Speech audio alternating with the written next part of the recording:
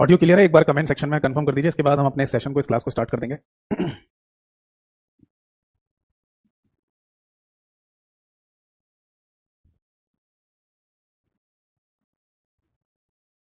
एक बार जल्दी से फटाफट कमेंट सेक्शन में कंफर्म कर दीजिए ऑडियो क्लियर है। इसके बाद हम अपने सेशन को, इस क्लास को स्टार्ट कर देंगे।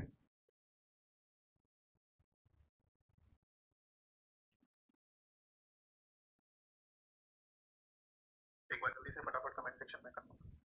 ठीक है जी, ऑडियो एकदम क्लियर है, परफेक्ट है। और शुरू करते हैं अपने सेशन को और अपनी इस क्लास को। ठीक है जी। तो क्लास को शुरू करने से पहले ना केवल 1 मिनट का मैं समय लूंगा आप सभी लोगों का, और उस 1 मिनट के समय में जो गाइडेंस मैं आप सभी लोगों को देना चाहता हूँ वो बता दूं। देखिए, आप क्लास में जितनी थ्योरी पढ़ रहे हैं वो मोर देन सफिशिएंट है, इससे ज़्यादा थ्योरी पढ़ने की आपको जरूरत नहीं है। इसके अलावा एमसीक्यू प्रैक्टिस करिए, यानी कि मल्टीपल चॉइस क्वेश्चंस, उसी से पता चलेगा कि आप किस तरीके से एग्जाम में क्वेश्चन फेस करेंगे। इसके लिए सबसे पहले मेरे यूट्यूब चैनल पर जाइए जिसका नाम है कंप्यूटर बाय यतेंद्र सर। वहाँ आपको 2 चीज़ें फॉलो करनी है, एक कम्युनिटी वाला सेक्शन डेली बेसिस पर और एक प्लेलिस्ट वाला सेक्शन डेली बेसिस पर। कम्युनिटी वाले सेक्शन में जो मैं क्वेश्चन पोस्ट करता हूँ डेली बेसिस पर, उनको अगर आप आंसर करेंगे तो आपको लगेगा कि हमारा एक मॉक टेस्ट हो जाता है, फिर आपको किसी और मॉक टेस्ट को देने की जरूरत नहीं पड़ेगी। और प्लेलिस्ट वाले सेक्शन में एक प्लेलिस्ट है MCQ practice for all exam के नाम से, उसमें जितनी भी क्लासेस हैं और जितनी क्लासेस आगे आएंगी वो सारी आपको देखनी है। ठीक है। अगर आप ये कहते हैं सर आप जो पीवाईक्यू या एमसीक्यू अपने यूट्यूब चैनल पर करा रहे हो उसकी पीडीएफ फाइल हमें दे दें, तो वो आपको मेरे टेलीग्राम चैनल पर मिल जाएगी जिसका नाम सेम ही है, कंप्यूटर बाय यतेंद्र सर। अगर किसी को मेरे इन्हीं दोनों ऑफिशियल लिंक से जुड़ने में दिक्कत हो रही है तो आप सीधे मुझे व्हाट्सएप या टेलीग्राम जो भी आप यूज करते हैं उस पर अपने बैच का नाम लिखकर मैसेज कर दीजिएगा, मेरे ऑफिशियल लिंक आपके पास आ जाएंगे। ये दोनों ही मेरे एक ही नंबर से चलते हैं, 8448832987। तो चलिए शुरू करते हैं आज के सेशन को, आज की क्लास को। सबसे पहले नमस्कार सभी को नमस्कार। आज की डेट डाल देते हैं 28 अगस्त 28 अगस्त 2024, माफ कीजिएगा 28 अगस्त 2024 आज की तारीख है। और जो टॉपिक या चैप्टर हमारा लास्ट क्लास में चल रहा था उसी को आगे कंटिन्यू कर लेते हैं। ठीक है जी। हमारे इस टॉपिक या चैप्टर का नाम है बेटा कंप्यूटर आर्किटेक्चर, जैसे हिंदी में कंप्यूटर की संरचना के नाम से भी बोला जाता है। क्लियर है? अब इस कंप्यूटर आर्किटेक्चर या संरचना में बेसिकली हम लास्ट क्लास में सीपीयू के बारे में डिस्कस कर रहे थे, तो उसी को आगे कंटिन्यू कर लेते हैं। क्योंकि देखिए, अगर हम बात करें लास्ट ईयर की तो एसएससी जैसे एग्जाम्स में और जो स्टेट गवर्नमेंट एग्जाम्स हुए थे उन सभी में सीपीयू से संबंधित काफी सारे क्वेश्चंस पेपर में देखने को मिले, है ना। तो एक इंपॉर्टेंट पॉइंट है ये। तो सीपीयू का सबसे पहले फुल फॉर्म एक बार लिख लेते हैं, that is central processing unit. ये इसका फुल फॉर्म हो गया। ठीक है। और मैंने आपको बताया था कि सीपीयू एक आईसी चिप है जो हमारे कंप्यूटर के मदरबोर्ड पर लगी हुई होती है। ठीक है। अब इसके अंदर चलने की कोशिश करते हैं, यानी इसके अंदर की चीजों को जानने की कोशिश करते हैं। मैंने आपको बताया था कि सीपीयू यानी कि central processing unit basically 3 part में डिवाइडेड होता है, या इसके 3 भाग होते हैं, एएलयू, सीयू और एमयू। एएलयू का फुल फॉर्म है अरिथमेटिक लॉजिक यूनिट, सीयू का फुल फॉर्म है कंट्रोल यूनिट, और एमयू का मतलब होता है मेमोरी यूनिट। तो एक एक करके ना इन सभी पार्ट्स के बारे में डिस्कस करते हैं। तो सबसे पहले एएलयू के बारे में देख लेते हैं। देखो, एएलयू का फुल फॉर्म होता है arithmetic logic unit. Last class में ना मैंने इसकी फुल फॉर्म आपको लिखवा दी थी, बट एक बार फिर से रिवाइज कर लीजिए कि इसको अरिथमेटिक लॉजिक यूनिट ही बोला जाता है। बट ऐसा हो सकता है कि किसी किसी जगह पर अरिथमेटिक लॉजिकल यूनिट भी लिखा हुआ मिल जाए, तो उसे भी सही मान लेते हैं, बट एक्जैक्टली जो फुल फॉर्म है वो वही रहेगी सेम। तो सेम फुल फॉर्म है अरिथमेटिक लॉजिक यूनिट। ठीक है। अब इसका मीनिंग क्या है बेसिकली? देखो, अरिथमेटिक लॉजिक यूनिट वाले इस सेक्शन में बेसिकली 2 तरीके के ऑपरेशन परफॉर्म होते हैं।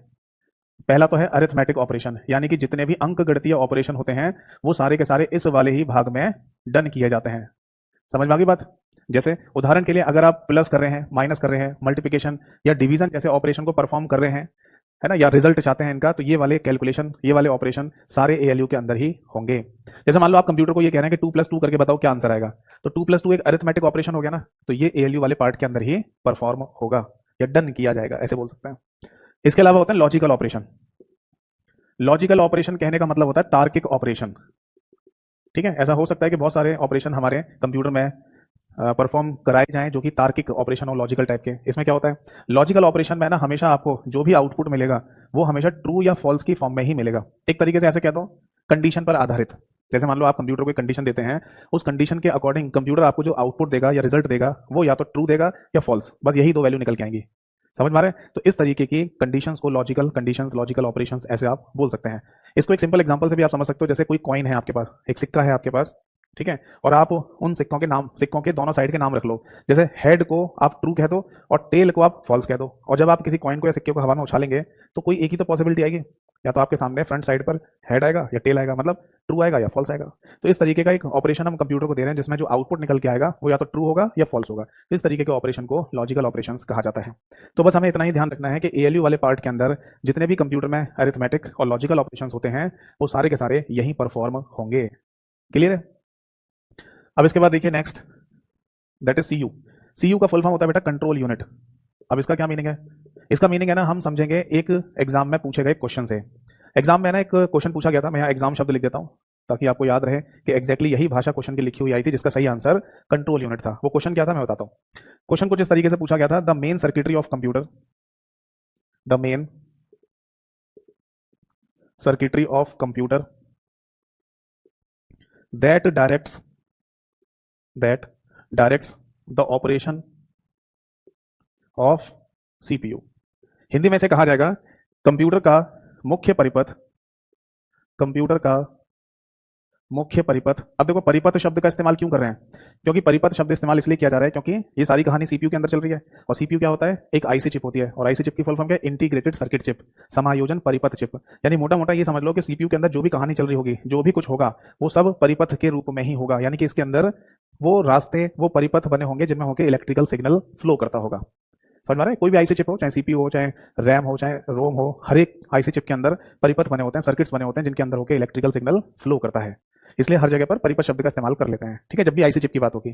तो यहां लिखा हुआ है कंप्यूटर का मुख्य परिपथ जो सीपीयू को दिशा निर्देश देने का कार्य करता है, दिशा निर्देश देने का कार्य करता है, उसे क्या कहा जाता है? उसको बेटा कंट्रोल यूनिट के नाम से बोल दिया जाता है। यानी इस क्वेश्चन का जो सही आंसर है वो हो जाएगा दैट इज कंट्रोल यूनिट। अब इसका मीनिंग क्या है ये मैं आपको समझाता हूँ, सुनिएगा जरा ध्यान से। देखो आपने ना नाना पाटेकर की एक मूवी देखी होगी, उस मूवी का नाम था क्रांतिवीर। उस मूवी में ना एक सीन था जिसमें नाना पाटेकर है ना एक बच्चे के सिर पे पीछे से एक थप्पड़ मार देता है। तो वो बच्चा उस सीन में ये बोलता है कि साहब यहाँ नहीं मारो, या यहाँ नहीं मारने का, यहाँ पे छोटा दिमाग होता है। तो क्या वाकई में हमारे ब्रेन यानी कि दिमाग के अंदर भी कोई छोटा दिमाग होता है? तो आंसर है ऐसा तो नहीं है। हमने बायोलॉजी पढ़ी है और बायोलॉजी में ऐसा तो नहीं पढ़ा कि कोई छोटा दिमाग बड़ा दिमाग। हमारे दिमाग के हिस्से तो होते हैं, पार्ट होते हैं, ठीक है। बट एक बच्चे ने लिखा सर आज की वॉइस स्लो आ रही है, ऐसा है? हमारे ब्रेन यानी कि दिमाग के अंदर भी कोई छोटा दिमाग होता है? तो आंसर है ऐसा तो नहीं है। हमने बायोलॉजी, मैं चेक कर लेता हूँ एक बार। नहीं वॉइस तो ठीक है। मैं इससे ज़्यादा वॉइस अगर तेज करूंगा ना तो फिर वो मतलब थोड़ी है ना, मतलब लाउड टाइप की लगेगी फिर, है ना। आप अपने डिवाइस की वॉइस को थोड़ा सा बढ़ा लीजिए, ठीक है। मतलब हमारे एंड से जो वॉइस जा रही है ना वो एकदम परफेक्ट जा रही है, आपके एंड पे शायद कोई दिक्कत होगी क्योंकि सभी लोगों के मोबाइल फोन और सभी लोगों के कंप्यूटर एक जैसे नहीं होते। तो आपके एंड पर है ना कोई चेंज या बदलाव आपको देखने को मिल सकता है, हमारे एंड से सेम डाटा ही आपके पास जा रहा है, ठीक है। तो आ जाते हैं वापस लौट के। तो मैं ये कह रहा था कि नाना पाटेकर की जो मूवी का मैं सीन बता रहा था आपको, तो उसमें एक बच्चे के ना सिर पे वो थप्पड़ मारता है, तो उसमें बच्चा क्या कहता है कि साहब यहाँ पे नहीं मारने का, यहाँ छोटा दिमाग होता है। तो हमारे ब्रेन में वाकई में कोई छोटा और बड़ा दिमाग नहीं होता, वो मूवी में एक डायलॉग बनाने के चक्कर में ऐसा बोल दिया गया है।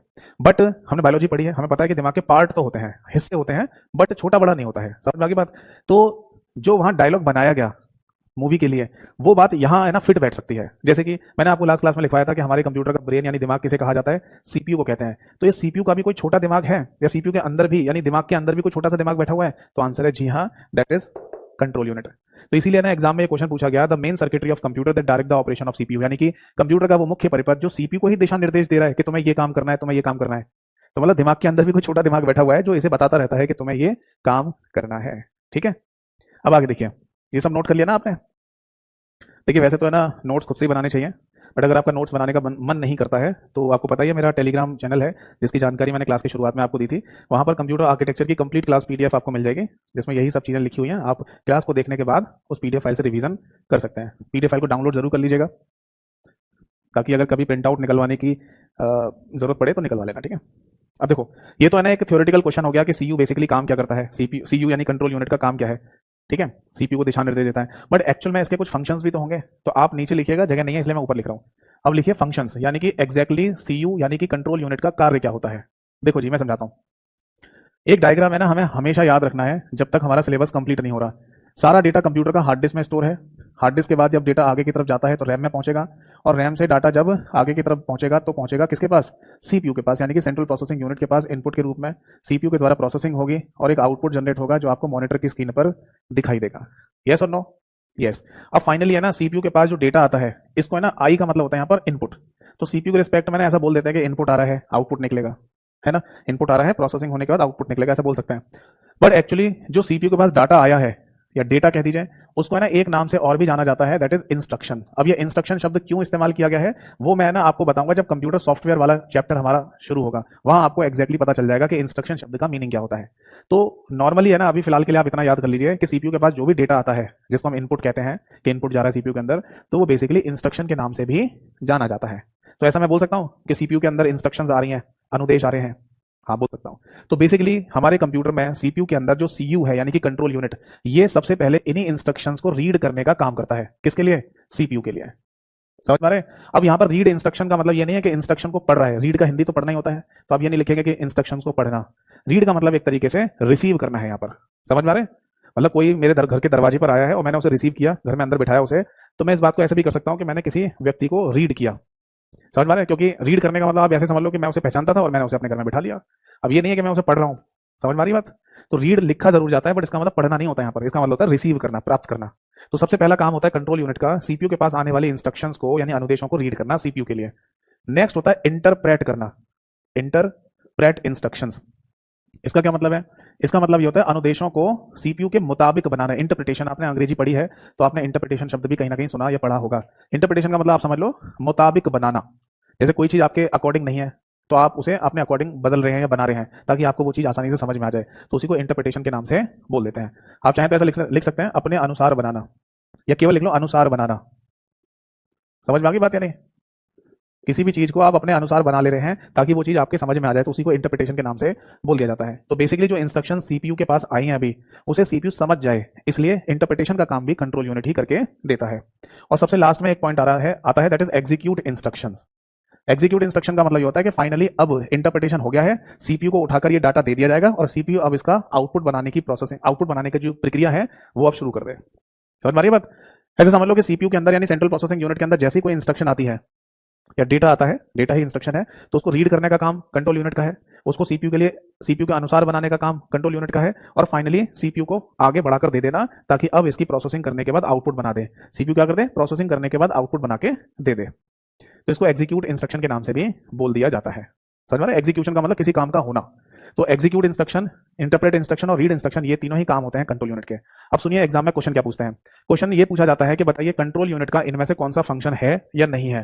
तो 4 ऑप्शन आपके पास होंगे, उन चारों में ऑप्शन को देखकर आप आंसर टिक कर सकते हैं कि कौन सा सीयू का यानी कि कंट्रोल यूनिट का फंक्शन है या नहीं है। समझ में आ गई बात?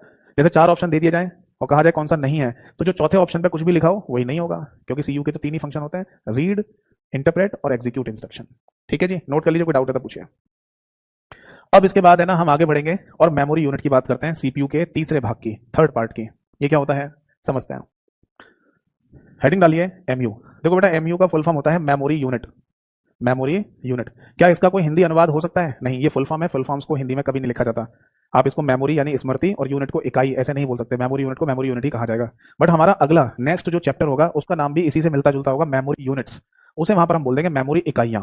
तो ये दोनों में याद रखिएगा कि क्या मेमोरी यूनिट लिखा हुआ आ रहा है तो सीपीयू का तीसरा भाग है, और मेमोरी यूनिट्स लिखा हुआ आ रहा है तो वो उनकी बात चल रही होती है किलोबाइट, मेगाबाइट, गीगाबाइट की।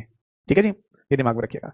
अब इस मेमोरी यूनिट का बेसिकली मीनिंग क्या है वो आप यहां पर नोट कीजिए। मेमोरी यूनिट का मतलब होता है that is set of registers. Set of registers, Hindi में कहा जाता है रजिस्टरों का समूह, रजिस्टरों का समूह। अब आपके दिमाग में एक बात और आएगी कि सर ये रजिस्टर क्या चीज होती है, तो नेक्स्ट पॉइंट लिखिए रजिस्टर। देखो जी, रजिस्टर के लिए आप यहां पर लिखेंगे that is it is a combination of flip flops. It is a combination of flip flops, Hindi में कहा जाएगा फ्लिप फ्लॉप्स का युग्म। ठीक है जी, फ्लिप फ्लॉप्स का युग्म। फिर आपके दिमाग में क्वेश्चन आएगा सर ये फ्लिप फ्लॉप क्या चीज होती है, तो इसको भी लिखिए। बीते लास्ट ईयर एक पेपर हुआ जहां पर ये क्वेश्चन पूछा गया कि फ्लिप फ्लॉप एग्जैक्टली होता क्या है, यानी कि flip flop, what is flip flop, इस तरीके का क्वेश्चन पेपर में पूछा गया था last year state government exam में। तो एक स्टेटमेंट में लिखा हुआ आया था सिंगल बिट, नोट कीजिए, single bit data storage unit, data storage unit. Hindi में इसे कहा जाएगा एकल बिट डाटा भंडारण इकाई, एकल बिट डाटा भंडारण इकाई। अब इस बात से हमें यह तो समझ में आ रहा है कि ये जो एमयू है, इस एमयू का मतलब है that is set of registers, यानी कि रजिस्टरों का कोई समूह होता होगा। फिर रजिस्टर क्या है ये पता चल गया, कॉम्बिनेशन ऑफ फ्लिप फ्लॉप को कहते हैं। और फ्लिप फ्लॉप क्या है, सिंगल बिट का डाटा स्टोर करने वाली कोई यूनिट। अब ये भी आप यहां पर दिमाग में रखिएगा कि सिंगल बिट का बेसिकली मतलब क्या होता है।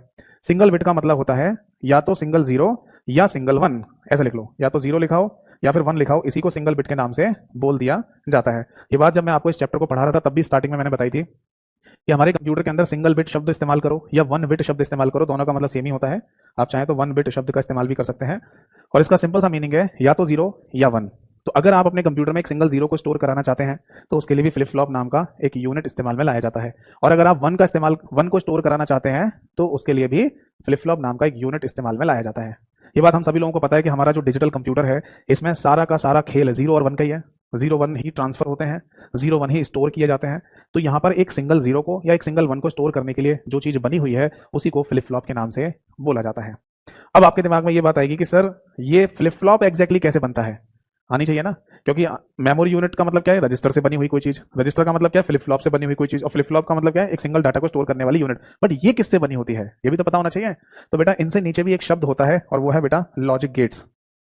एक शब्द आता है लॉजिक गेट्स। अब मुझे कमेंट सेक्शन में ये बताइए कि कितने लोगों ने अपनी जो पढ़ाई की है, चाहे वो 12th तक की हो, ग्रेजुएशन तक की हो, इन लॉजिक गेट्स के बारे में पढ़ रखा है। लॉजिक गेट्स को लॉजिक सर्किट्स के नाम से भी बोला जाता है। और अगर आप इस नाम से नहीं समझ पा रहे तो एंड और नॉट, नैंड, नॉर, ये नाम आपने सुने होंगे, इन्हीं को लॉजिक गेट्स के नाम से बोला जाता है। तो कितने लोग ऐसे हैं जिन्होंने इसको पढ़ रखा है पहले?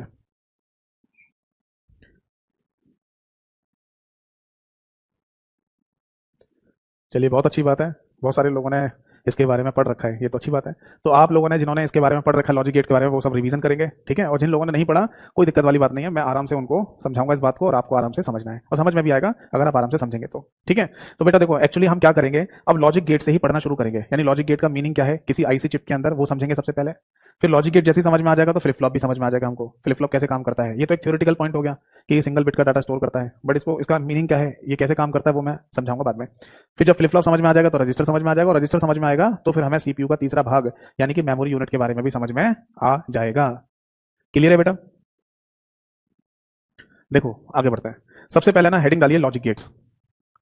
लॉजिक गेट्स, इनका कोई हिंदी नाम होता है नहीं, हिंदी नाम कोई नहीं है, बट ज्यादा से ज्यादा आप इनको लॉजिक सर्किट्स के नाम से यानी कि लॉजिक परिपथ के नाम से इनको बोल सकते हैं। क्लियर है? अब देखो लॉजिक गेट बेसिकली है ना एक परिपथ होता है जो आईसी चिप के अंदर बनाया जाता है। इस बात को आप ऐसे समझ लो कि ये कोई आईसी चिप है, जस्ट सपोज दैट ये एक आईसी चिप है यानी कि इंटीग्रेटेड सर्किट चिप।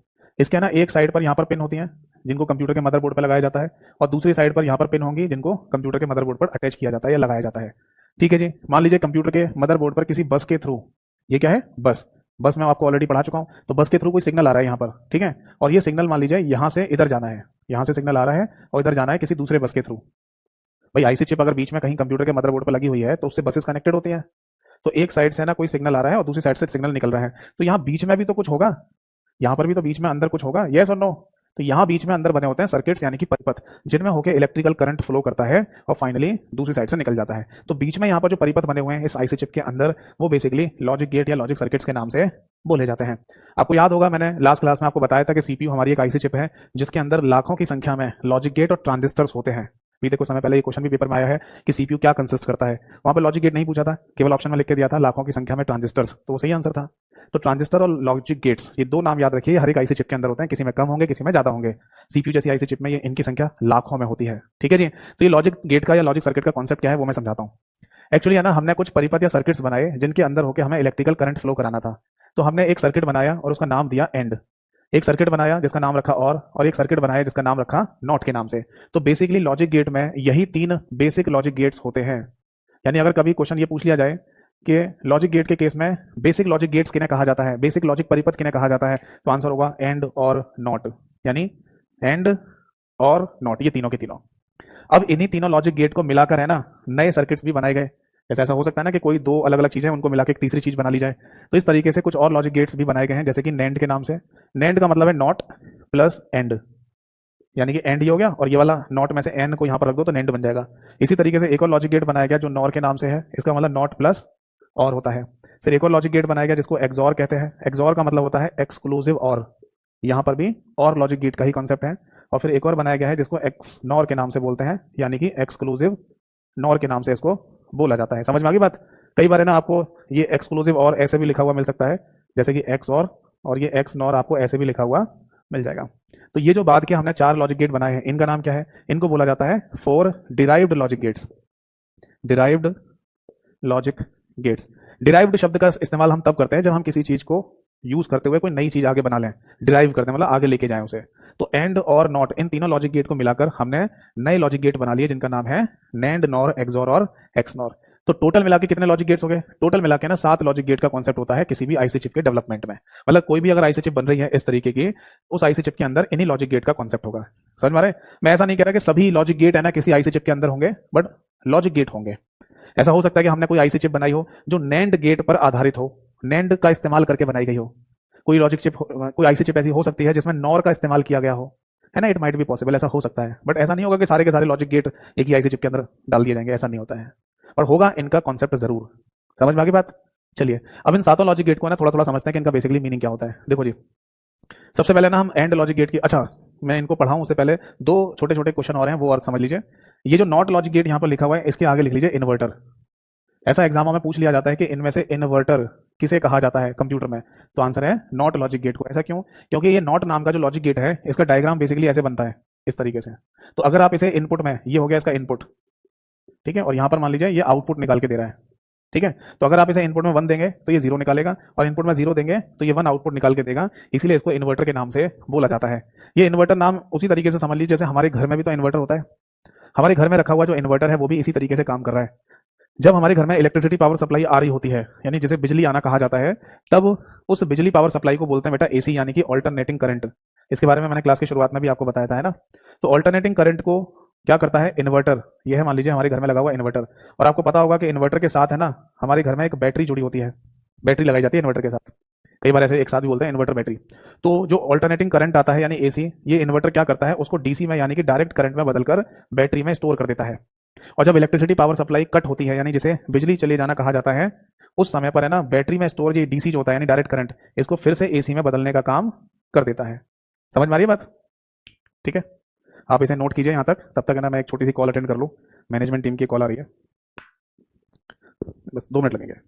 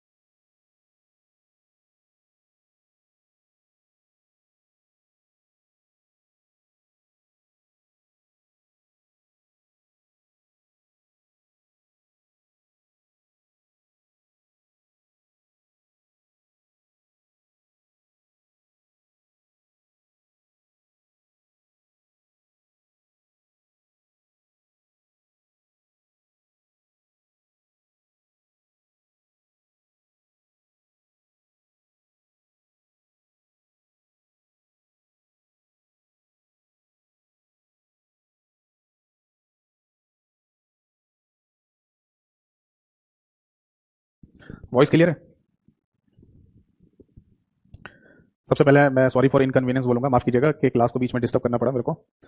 वैसे आपने नोटिस किया होगा मैं क्लास के बीच में ना कॉल वगैरह उठाता नहीं हूँ किसी का, बट केवल मैनेजमेंट टीम की अगर कॉल आती है किसी बैच को लेकर, क्लास को लेकर, तो वो सब है ना फिर बीच में उठाना पड़ता है। ठीक है, कोशिश करूंगा कि आगे से क्लास किसी कॉल की वजह से डिस्टर्ब ना हो। ठीक है, तो वापस आ जाते हैं इस टॉपिक पर लौट के। तो मैंने आपको ये बताया कि एक्चुअल में ना हमारे घर में जो इन्वर्टर बैटरी वगैरह रखा होता है ना, वो भी इसका काम ऐसे ही होता है लगभग, यानी कि एसी यानी अल्टरनेटिंग पावर करंट को वो डीसी में बदलता है, और जब बिजली चली जाती है तो उस केस में डीसी को फिर से एसी में बदलकर हमारे घर में फ्लो करा देता है। तो यहाँ पर भी तो हमें कुछ कुछ वैसे ही देखने को मिलेगा, यानी अगर यहाँ बीच में कोई इन्वर्टर रख रखा है हमने, तो इसके पास अगर एसी पावर सप्लाई आ रही है तो ये उसको डीसी में बदल रहे हैं, और अगर डीसी पावर सप्लाई हम इसको देंगे तो वो एसी में बदल देगा। तो उसी तरीके से अगर आप इस नॉट लॉजिक गेट को या इस परिपथ को जीरो इनपुट में देते हैं तो वन बना देगा अपने आप, और वन देंगे तो जीरो बना देगा, इसलिए इसको नाम दिया गया इन्वर्टर। ये क्वेश्चन डायरेक्टली पूछ लिया जाता है एग्जाम में कि इनमें से इन्वर्टर किसे कहा जाता है। इसके बाद है ना ये दो लॉजिक गेट और है, यानी कि नैंड नॉर। इन दोनों लॉजिक गेट के आगे आप एक कॉमन शब्द लिखिए, that is universal logic gate. क्या इसको हिंदी में भी कुछ कहा जाएगा? नहीं, हिंदी में कुछ नहीं बोलते हैं, इसको यूनिवर्सल लॉजिक गेट के नाम से ही बोला जाता है। बट क्यों? आपने ना क्रिकेट में एक शब्द सुना होगा ऑलराउंडर, इसका मीनिंग क्या होता है? जैसे सचिन तेंदुलकर महान क्रिकेटर अपने टाइम पर रहे और उन्हें ऑलराउंडर के नाम से ही बोला जाता था। मतलब बैटिंग तो बढ़िया थी उनकी, बट अगर कभी उन्हें बॉलिंग भी दी गई तो बॉलिंग भी अच्छी करते थे, और फील्डिंग तो बढ़िया करते थे, तो इसलिए उनको ऑलराउंडर के नाम से बोला गया।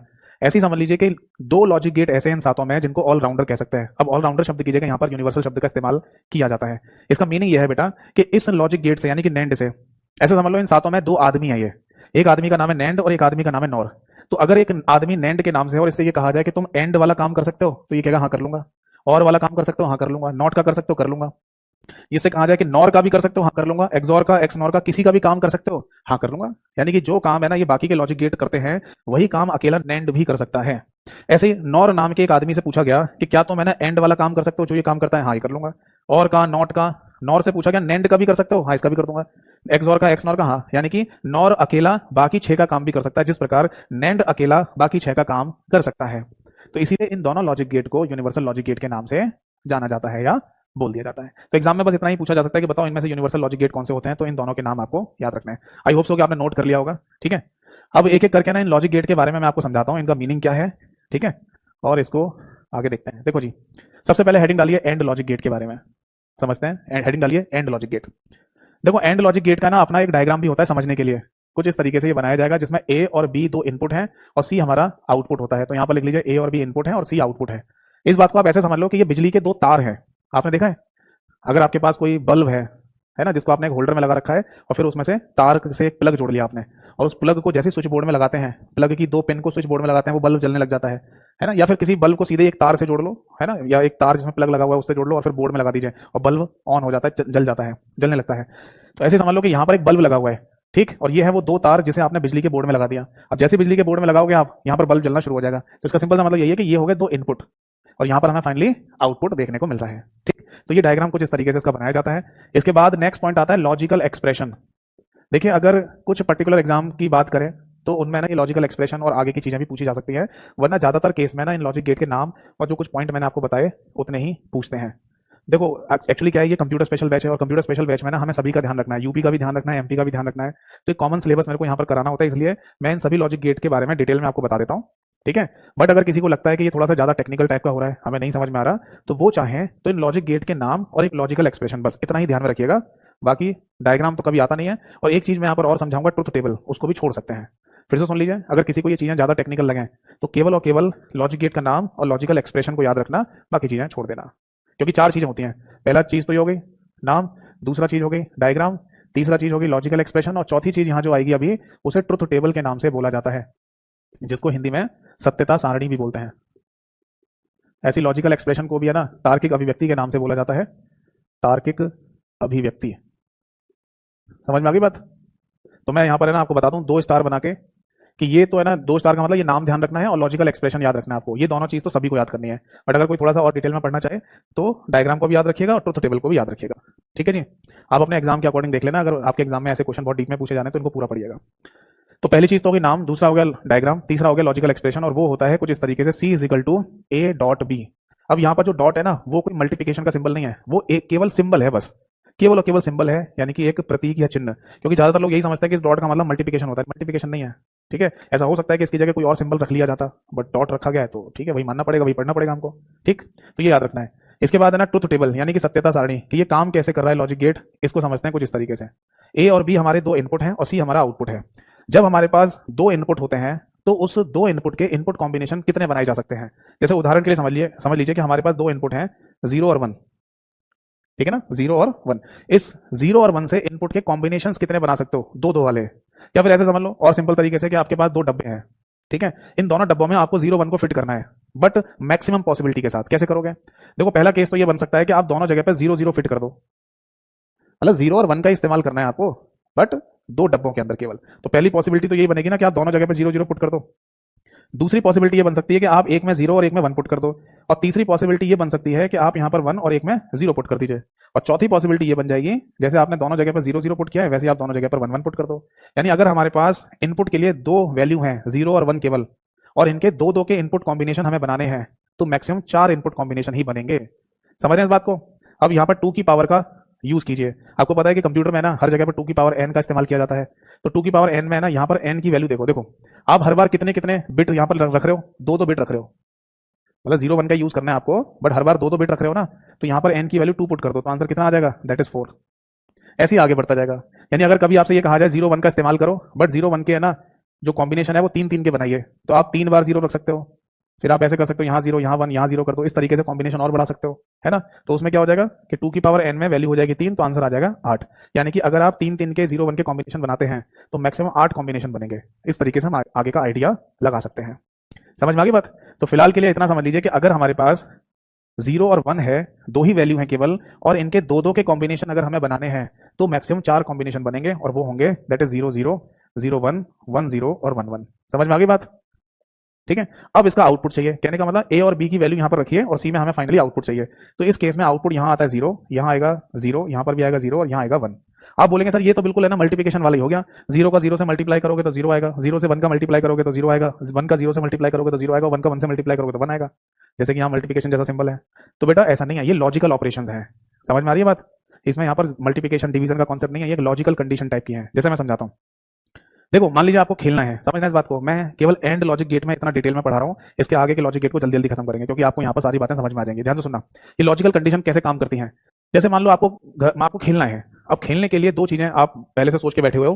मान लो फुटबॉल खेलना है आपको, तो फुटबॉल खेलने के लिए ना दो चीजें आप सोच के बैठे हुए हैं।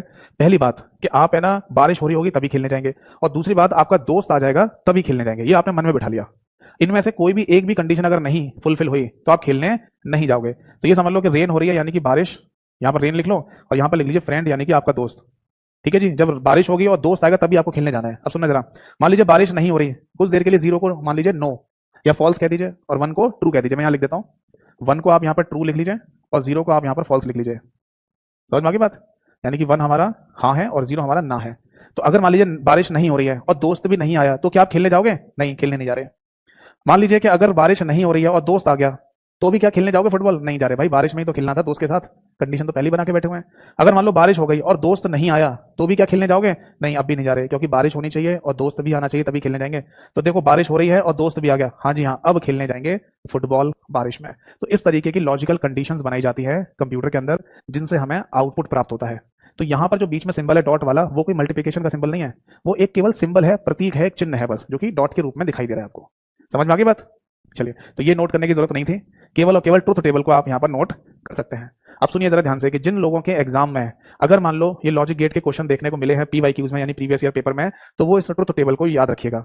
बट ट्रुथ टेबल से क्वेश्चन पूछा कैसे जा सकता है? तो वो ऐसे पूछ सकते हैं। मान लो अगर आपसे ये पूछा जाए कि एंड लॉजिक गेट के केस में, सभी लोग ध्यान से सुनना, एंड लॉजिक गेट के केस में अगर आपका इनपुट एक दूसरे से अपोजिट है, यानी कि यहाँ पर 0 है, यहाँ 1 है, यहाँ पर 1 है, यहाँ पर 0, यानी कि इनपुट दोनों एक दूसरे से भिन्न है यानी अपोजिट है, तो आउटपुट क्या मिलता है? तो आंसर होगा 0 या फॉल्स भी आप इसे कह सकते हैं। वैसे कंप्यूटर में 0 को फॉल्स भी बोलते हैं, 0 को लो भी बोलते हैं, ठीक है, और 0 को ऑफ भी कहा जाता है। 3 नाम से बोल सकते हैं, फॉल्स, ऑफ और लो। ऐसे ही है ना, 1 को कंप्यूटर में ना ट्रू भी कहा जाता है, हाई भी कहा जाता है और ऑन भी कहा जाता है। तो समझ में आ गया क्वेश्चन कैसे बनाया जा सकता है इस पर, कि अगर एंड लॉजिक गेट के केस में दोनों इनपुट अगर एक दूसरे से अपोजिट है यानी कि भिन्न है, तो आउटपुट क्या मिल रहा है? 0 मिलेगा। ऐसे एक और क्वेश्चन बना लो, एंड लॉजिक गेट के केस में अगर दोनों इनपुट हमारे 0 हैं तो आउटपुट क्या मिलेगा? 0 मिलेगा। एंड लॉजिक गेट के केस में अगर दोनों इनपुट हमारे 1 है या ट्रू हैं तो आउटपुट क्या मिलेगा? तो 1 मिलेगा या ट्रू मिलेगा। तो इस तरीके के क्वेश्चन है ना एग्जामों में पूछ लिए जाते हैं। नोट कीजिए इसको, कोई डाउट है तो पूछिए। तो फाइनली है ना हमें समझ में आ गया कि अगर हम लॉजिक गेट्स की बात कर रहे हैं तो उनमें लॉजिक गेट का कॉन्सेप्ट कुछ इस तरीके से डिजाइन किया गया होता है। तो मैं फिर से बता दूं आप सभी लोगों को कि जो लोग है ना मतलब बहुत थोड़ा इन चीज़ों के बारे में जानना चाहते हैं, ज़्यादा उन्हें टेक्निकल लग रहा है, तो एक तो नाम और एक लॉजिकल एक्सप्रेशन तो सभी लोग याद कर लेना। और वो लोग जिनके एग्जाम में ऐसे क्वेश्चन देखने को मिले हैं प्रीवियस ईयर पेपर्स वगैरह में, है ना, या अगर आपको पढ़ना है तो पढ़ लीजिए, क्योंकि क्वेश्चन के कुछ नहीं पता, कोई भी कुछ भी पूछा जा सकता है पेपर में। तो फिर है ना आप देखना कि 1 2 3 4 इन चारों चीज़ों को आप पढ़ लीजिएगा। क्लियर है? ठीक है। तो अब है ना आगे के जितने भी जो लॉजिक गेट है उनको जल्दी जल्दी मैं कवर करूंगा। ठीक है, उनको जल्दी जल्दी यहाँ पर लिख लेते हैं और आप भी नोट कर लीजिए। देखो नेक्स्ट लिखिए और लॉजिक गेट। ठीक है, और लॉजिक गेट का जो डायग्राम है वो कुछ इस तरीके से बनता है। 2 इनपुट होंगे और ये बनता है ऐसे करके। ठीक है, ए और बी यहाँ पर इनपुट है और सी हमारा आउटपुट है। और लॉजिक गेट का जो लॉजिकल एक्सप्रेशन है वो होता है C is equal to A plus B के रूप में। तो मैं आपको फिर से बता दूं, यहाँ पर प्लस का मतलब प्लस नहीं है, जोड़ नहीं रहे हम, यहाँ पर प्लस का मतलब एक सिंबल है, एक प्रतीक है, चिन्ह है केवल। ठीक है, कंडीशन वैसी बनेगी जैसे अभी मैंने बारिश और दोस्त वाली बताई थी, बट यहाँ पर जो आउटपुट है ना वो चेंज हो जाता है। जैसे 0 0 पर 0 मिलता है, 0 1 पर 1 मिलता है, 1 0 पर भी 1 मिलता है, 1 1 पर भी 1 मिलता है। ये है और लॉजिक गेट की ट्रुथ टेबल, सत्यता सारणी। ठीक है, नोट कीजिए इसको। अब इसके बाद है ना हम अगले एक और लॉजिक गेट की तरफ बढ़ेंगे, उसे कहते हैं नॉट गेट। हेडिंग डालिए, नॉट गेट। नॉट गेट का ना लॉजिकल डायग्राम अभी मैंने बना के दिखाया ही था आपको। इसमें है ना डायग्राम कुछ ऐसे बनाया जाता है, यहाँ पर ए और यहाँ पर ए बार या फिर ए डैश ऐसे लिखा जाता है। ए बार या ए डैश है ना आपने मैथमेटिक्स में भी पढ़ा होगा, गणित जब आप पढ़ते हैं ना तो वहाँ पे भी पढ़ाया जाता है कि किसी भी वैल्यू का ए बार या ए डैश अगर आपको चाहिए मतलब उसका अपोजिट चाहिए आपको। ठीक है, यहाँ पर जो लॉजिकल एक्सप्रेशन होगा वो भी ऐसे लिखा जाएगा, ए की वैल्यू आपको नॉट गेट में अपोजिट मिलेगी, और जो सत्यता सारणी है वो भी ऐसी बनाई जाएगी। यहाँ पर ए लिखिए और यहाँ पर लिखिए ए बार या ए डैश। ठीक है भाई, अगर आप 0 देंगे तो 1 मिलेगा, 1 देंगे तो 0 मिल जाएगा। तो ये हो गया आपका नॉट लॉजिक गेट।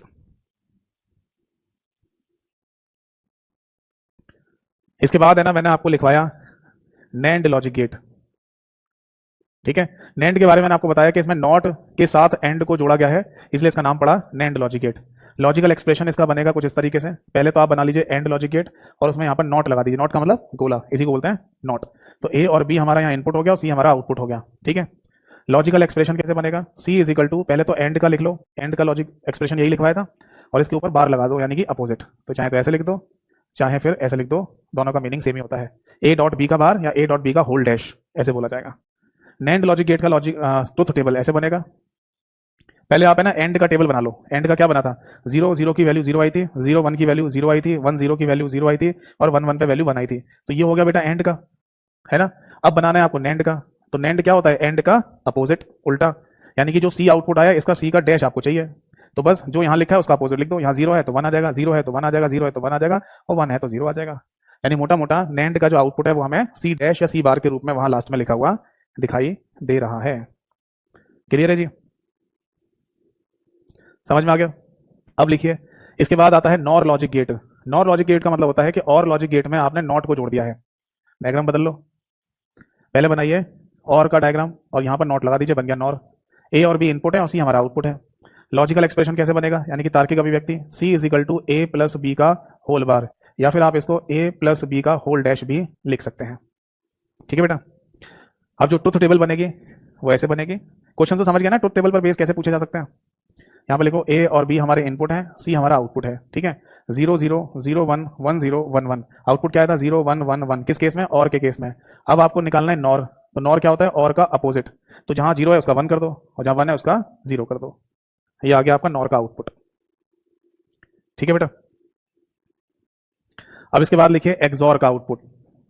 एक्सॉर का मीनिंग क्या है, देखो एक्सॉर को है ना एक्सक्लूसिव और के नाम से भी बोला जाता है, यानी मोटा मोटा और लॉजिक गेट ही है बट उसे थोड़ा और एक्स्ट्रा लेवल पर आगे लेके गए हैं। ठीक है, तो इसमें डायग्राम कैसे बनेगा, देखो यहाँ पर कुछ इस तरीके से डायग्राम बना दिया जाता है इसका। ये ए और बी हमारे इनपुट है और सी हमारा आउटपुट होता है। लॉजिकल एक्सप्रेशन की अगर हम बात करें तो यहाँ पर सी इज इक्वल टू ए, और देखो यहाँ पर क्या करते हैं, प्लस का साइन और उसके ऊपर एक गोला लगा देते हैं। ये होता है इसका लॉजिकल एक्सप्रेशन।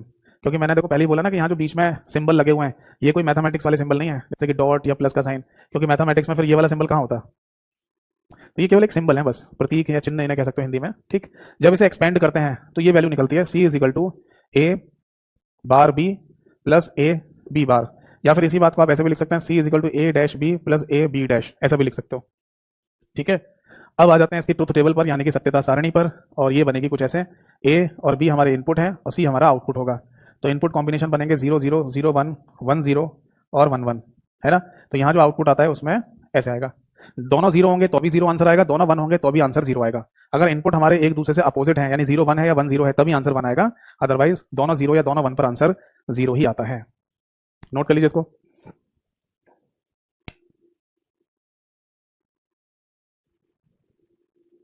क्लियर है जी, समझ आ गई बात। अब आगे देखो, इसके बाद है ना एक लास्ट लॉजिक गेट और बचता है जिसका नाम है एक्स नॉर। ठीक है, इसको एक्सक्लूसिव नॉर के नाम से भी बोला जाता है, यानी मोटा मोटा आप इसे ऐसे समझ लीजिए कि नॉर लॉजिक गेट को हम एक एक्स्ट्रा लेवल पे लेके गए हैं। तो इसका लॉजिकल डायग्राम कैसे बनेगा, आपको क्या करना है, दो इनपुट देने हैं, ऐसे और बनाना और यहाँ पर नॉट लगा दीजिए। ये हो गया आपका ए और बी इनपुट और सी हो गया आउटपुट। लॉजिकल एक्सप्रेशन कैसे लिखा जाता है इसका, C is equal to A, circle बनाइए, बीच में डॉट लगा दीजिए, ऐसे लिखते हैं। तो ये भी एक सिंबल हो गया। इसको अगर एक्सपेंड करेंगे तो ऐसा आएगा, C is equal to A bar B bar plus A B, और लिखना है इसको तो C is equal to A dash B dash plus A B, ऐसे भी आप लिख सकते हैं। जो ट्रुथ टेबल यहाँ पर लिखी जाएगी वो ऐसे बनेगी, ए और बी हमारे इनपुट्स हैं, सी हमारा आउटपुट है, इनपुट कॉम्बिनेशन 0 0 0 1 1 0 1 1 होंगे, और यहाँ आंसर आएगा या आउटपुट आएगा 1 0 0 1। ठीक है जी, यानी कि अगर एक्स नॉर लॉजिक गेट के केस में अगर हमारे दोनों इनपुट 0 या दोनों इनपुट 1 होते हैं तो आंसर 1 आएगा, अपोजिट इनपुट्स पर आउटपुट 0 आता है, यानी कि अगर हमारे इनपुट में 0 1 या 1 0 हो तो 0 आंसर आएगा। ठीक है भाई, तो ये होता है लॉजिक गेट का कॉन्सेप्ट। देखो मैं आपको फिर से बता दूं, लॉजिक गेट का कॉन्सेप्ट है तो इंपॉर्टेंट ही, कभी भी पूछा जा सकता है, बट और कंप्यूटर आर्किटेक्चर का पार्ट भी है, बट अगर किसी को थोड़ा सा ये टफ लग रहा हो तो दो चीजें जैसे कि मैंने बताया उनको याद कर लेना बस, एक नाम और एक लॉजिकल एक्सप्रेशन, ये देखने को मिल सकता है। डायग्राम पूछे नहीं जाते, और ट्रुथ टेबल के क्वेश्चन है ना बहुत रेयरली किसी के एग्जाम में कभी पहले पूछे गए हो तो आएंगे, वरना नहीं आएंगे। ठीक है, और अगर पढ़ना चाहते हैं तो पढ़ लेना, याद कर लेना। देखो सब है ना आपके ऊपर होता है, आपका एरिया ऑफ इंटरेस्ट होता है। कई बार आपने नोटिस किया होगा कि मैथमेटिक्स में जितने भी चैप्टर्स हमसे पूछे जा रहे हैं, हम उनमें से किसी ऐसा कोई एक चैप्टर जो हमसे समझ में नहीं आता, हमको बहुत डिफिकल्ट लगता है, हम उसे छोड़ भी देते हैं कई बार, क्योंकि ऐसा ना हो कि हम उस डिफिकल्ट चैप्टर के पीछे पढ़े जा रहे हैं, वो भी हमसे ढंग से हुआ नहीं, और जो बाकी के चैप्टर हम ढंग से कर सकते थे उनका भी रिवीजन नहीं कर पाए, तो वो तो फेल वाली कंडीशन होगी ना, कि आप एग्जाम क्लियर नहीं कर पाएंगे। तो हमेशा है ना आप अपना इंटेलिजेंस कुछ इस तरीके से रखिए, अपनी बुद्धिमानी इस तरीके से रखिए कि जो चीज़ अगर आपको लग रही है कि बहुत टफ हो रही है तो आप उसे छोड़ सकते हो, क्योंकि बाकी जो आसान चीज़ें हैं उनको भी अगर आप नहीं कर पाए तो फिर कोई फायदा नहीं मिलेगा आपको, है ना। तो आपका एरिया ऑफ इंटरेस्ट है, अगर आपको लगता है कि मेरे को और जानने की जरूरत है और मेरे को पढ़ना है तो आप पढ़ सकते हो, बट अगर आपको लगता है कि कोई चीज़ मेरे को टफ लग रही है तो उसे छोड़ दीजिए, आगे पढ़िए। ठीक है, ये सब बातें ना मेरे को देखो भाई इसलिए बतानी पड़ती है क्योंकि ये कंप्यूटर एक ऐसा सब्जेक्ट है, मैंने पहले भी बोला था कि आपने शायद ग्रेजुएशन तक भी नहीं पढ़ा होगा, और ये अब आपको कॉम्पिटेटिव एग्जाम्स के लिए पढ़ना पड़ रहा है। और जो सरकारें हैं जहां तक मैं समझ पा रहा हूँ, यानी कि स्टेट गवर्नमेंट या सेंट्रल गवर्नमेंट एग्जाम्स या सरकारें कह दो, ये अपने एग्जाम में ना कंप्यूटर को इसीलिए लेके आ रही है, एक तो टेक्नोलॉजी का जमाना चल रहा है, तो वो यही चाहते हैं कि आप है ना इन चीज़ों से अवेयर रहिए। अगर आप किसी डिपार्टमेंट पे भी सेलेक्ट होंगे, कोई भी डिपार्टमेंट में लग जाओ आप, आपको काम कंप्यूटर पे करना पड़ेगा। तो जिस कंप्यूटर पे आपको काम करना है ना, तो ऐसा नहीं होना चाहिए कि उसकी ट्रेनिंग दी जा रही है आपको कि साहब काम ऐसे होता है, कंप्यूटर ऐसे चलाया जाता है, उसे ये भी नहीं पता हो, समझ रहे नहीं। खैर ऐसा बहुत कम होता है कि आज के समय कोई कंप्यूटर को चलाना भी नहीं जानता हो, क्योंकि लगभग सभी लोग जान ही जाते हैं। ठीक है, बट फिर भी है ना उनकी नॉलेज होनी चाहिए, कंप्यूटर को कैसे चलाया जाता है, उस पर कैसे काम किया जाता है, ईमेल वगैरह कैसे भेजे जाते हैं, वर्ड एक्सेल पावर पॉइंट पे कैसे काम किया जाता है ना, बेसिक कंप्यूटर टर्मिनोलॉजी क्या है, ये सब आपको पता होनी चाहिए। इसीलिए ना ये सब्जेक्ट आज की डेट में हर एक एग्जाम में जोड़ दिया गया है। कुछ ही पर्टिकुलर एग्जाम शायद बचे होंगे जिनमें नहीं पूछा जा रहा होगा, या फिर उनमें भी एक दो क्वेश्चन तो जरूर पूछे जाते हैं। ठीक है जी, दूसरी बात देखो, मैथ रीजनिंग इंग्लिश है ना, जीएस, ये तो बचपन से ही पढ़ते आ रहे हो, बचपन से, तो इन सभी चीजों को सभी लोग कर लेते हैं। तो जो भीड़ आती है ना, उस भीड़ को किसी ना किसी सब्जेक्ट से पीछे किया जाए, छांटा जाए, शायद इस वजह से भी कंप्यूटर सब्जेक्ट को अब हर जगह कंपलसरी कर दिया जा रहा है, जैसे कि एसएससी में हुआ लास्ट ईयर, समझ में रहे, लास्ट टाइम है ना एसएससी के मेंस में कंप्यूटर कंपलसरी कर दिया, और क्वालिफाई करना जरूरी है ये बोल दिया है, वरना कितना भी मैथ रीजनिंग इंग्लिश जीएस पढ़ लो आप सब बेकार हो जाएगा, कंप्यूटर क्वालिफाई नहीं हुआ तो। और मैंने जैसा कि ना अपने यूट्यूब चैनल पर एसएससी की सिलेबस की जो वीडियो बनाई है, वहां पर मैंने मेंशन भी किया है कि पूरी एसएससी की टोटल पोस्ट में करीब करीब 6 या 7 पोस्ट ऐसी हैं, 7 पद ऐसे हैं जहां पर कंप्यूटर के मार्क्स भी कंसीडर किए जाएंगे, जुड़ेंगे नहीं, बट जिनके मार्क्स कंप्यूटर के सेक्शन में ज्यादा आए होंगे उनको वो पोस्ट पहले दी जाएंगी, तो एक प्रायोरिटी भी बन रही है वहां पर। ठीक है, तो आई होप सो है ना ये कॉन्सेप्ट आपको समझ में आ गया होगा। तो फिर हम एक काम करते हैं, आज की क्लास को और आज की सभा को फिर यहीं समाप्त कर देते हैं, आज कुछ ज्यादा ही टेक्निकल चीजें हो गई हैं। ठीक है बेटा, तो थ्योरेटिकल क्लास का समय होता है अब समाप्त, अब समय शुरू होता है आपके डाउट सेशन का। पूछिए क्या डाउट है, कोई भी डाउट हो आपका, अब इस टॉपिक से रिलेटेड भी हो या इस टॉपिक से हटके भी हो, आप मेरे से जो भी पूछना चाहें पूछ सकते हैं। देखो अभी लॉजिक गेट का कॉन्सेप्ट समझ में आया ना, इसी से आगे फिर समझेंगे फ्लिप फ्लॉप का कॉन्सेप्ट, फ्लिप फ्लॉप समझ में आ जाएगा तो फिर रजिस्टर का कॉन्सेप्ट, और जैसे रजिस्टर का कॉन्सेप्ट समझ में आएगा, ठीक है, उसके बाद है ना हमें सीपीयू का तीसरा भाग पता चल जाएगा जिसका नाम है मेमोरी यूनिट, वो क्या होता है उसके बारे में भी पता चल जाएगा। मतलब मोटा मोटा ऐसे समझ लो कि हम नीचे की तरफ से जा रहे हैं, लॉजिक गेट, फिर फ्लिप फ्लॉप, फिर रजिस्टर, फिर एमयू। ठीक है, सीपीयू खत्म होने के बाद, जो कि अगली क्लास में खत्म हो भी जाएगा, इसके बाद कुछ छोटे मोटे से पॉइंट और बचे हुए हैं, और वो आई होप सो कि कल की नेक्स्ट क्लास में खत्म हो जाएंगे, और हमारा ये चैप्टर भी कल खत्म हो जाएगा, आई होप सो, जहां तक मुझे अंदाजा है। ठीक है, चलिए। एक बच्चे ने पूछा सर एसएससी जीडी का फॉर्म कितने ईयर से डाल सकते हैं? देखो एसएससी जीडी वगैरह की है ना, अभी मेरे को पता नहीं है, क्योंकि मैं बता दूं आपको कि एसएससी जीडी वगैरह में ना कंप्यूटर आता नहीं है, तो जीडी वाला जो जो सेक्शन है वो उसकी तरफ मैंने कभी ध्यान नहीं दिया, मतलब पर्सनली ध्यान नहीं दिया। ठीक है, कभी जरूरत पड़ेगी तो मैं ध्यान भी दे दूंगा। तो ये है ना, आप उनसे पूछेगा जो जैसे मैथ पढ़ा रहे हो, एसएससी की मैथ पढ़ा रहे हो, या एसएससी की रीजनिंग पढ़ा रहे हैं, एसएससी की जीएस पढ़ा रहे हैं, उन सभी टीचर्स को ये बात पता होती है। समझ में आ रही बात? एक्चुअली बात ये ना कि एसएससी के जो एग्जाम है उसमें एसएससी सीजीएल और सीएचएसएल के जो एग्जाम है उनमें ना अभी कंप्यूटर को मेंस के पेपर में कंपलसरी कर दिया गया है, तो उनकी जानकारी तो मेरे को है, क्योंकि उनके नोटिफिकेशन भी मैं आप देख रहा हूँ। ठीक है,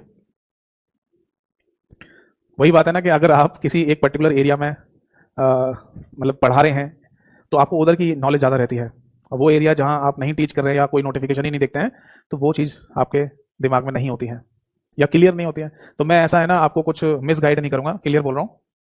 ठीक है, एसएससी जीडी का फॉर्म कितने ईयर से डाल सकते हैं ये आपको एसएससी की जो मैथ पढ़ाते हैं ना या जीएस पढ़ाते हैं वो टीचर आपको क्लियरली बता देंगे, या गूगल पे सर्च कर लेना, या मैं देख के बता दूंगा। ठीक है, एक बच्चे ने लिखा है सर लड़की के लिए कौन सी जॉब बेस्ट है? देखिए लड़कियों को है ना, मतलब ऐसे क्यों बोल रहे हो कि कौन सी बेस्ट जॉब बेस्ट होती है? वो तो किसी भी जॉब के लिए जा सकती है ना। आजकल है ना आप देखते हो कि कौन सा फील्ड नहीं है जहाँ पर लड़कियां नहीं जा रही हैं, सभी फील्ड में तो लड़कियां है ना जॉब ले रही हैं। ठीक है, स्टेट गवर्नमेंट एग्जाम क्लियर कर रही हैं, सेंट्रल गवर्नमेंट एग्जाम क्लियर कर रही हैं, डिफेंस में जा रही हैं, टीचिंग में जा रही हैं, सभी सेक्टर्स में तो आपको लड़कियां देखने को मिलती हैं। अब आप देखो ना कि आपका एरिया ऑफ इंटरेस्ट क्या है। अगर आपको बिल्कुल सिंपल सादा जॉब करनी है तो टीचर बन जाइए। टीचर लड़कियों के लिए सबसे बेसिक जॉब होती है।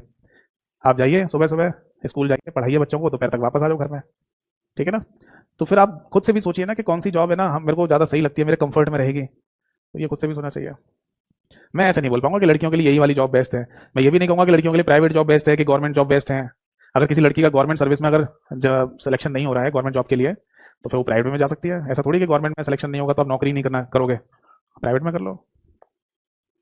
बट लोग सरकारी नौकरी की तैयारी और सरकारी नौकरी इसीलिए चाहते हैं थोड़े से कंफर्ट जोन में आ जाए, है ना। पहली बात तो ये है कि आपको एक टाइम से सैलरी मिलती रहेगी, ठीक है, और आपकी एक जॉब सिक्योरिटी हो जाएगी, इसीलिए ना लोग सरकारी नौकरी की तैयारी करते हैं पहले। और मैं खुद भी बोलूंगा कि आप तैयारी करिए, जब नहीं हो तो प्लान बी रखिए जिसमें आप किसी प्राइवेट सेक्टर में भी जा सकते हैं अगर आपका मन है कुछ करने का। एक बच्चे ने पूछा सर मैंने झारखंड एसएससी सीजीएल के लिए आपका कोर्स लिया है, प्लीज बता दीजिए कौन कौन से टॉपिक वीओडी से नहीं पढ़ने हैं। ठीक है मनीष जी, आप एक काम करो, मेरा यूट्यूब चैनल है कंप्यूटर बाई यतेंद्र सर के नाम से, आप वहां पर जाइए, पहले तो उसे सब्सक्राइब कर लेना क्योंकि आपको वहां पर फायदा मिलेगा प्रैक्टिस के लिए। वहां पर आप प्लेलिस्ट वाले सेक्शन में जाओ और वहां आपको एक प्लेलिस्ट मिलेगी झारखंड एसएससी सीजीएल के सिलेबस वाली, सिलेबस नाम से प्लेलिस्ट बना रखी है मैंने, उसी में झारखंड वाली प्लेलिस्ट है, झारखंड वाली सिलेबस वीडियो है। उस वीडियो को आराम से देख लो, उसमें मैंने ना प्रॉपर बता रखा है कि जो आपका ऑफिशियल सिलेबस है उसके अकॉर्डिंग कौन कौन से चैप्टर आपको पढ़ने होंगे। और पूछिए क्या पूछना चाह रहे हैं।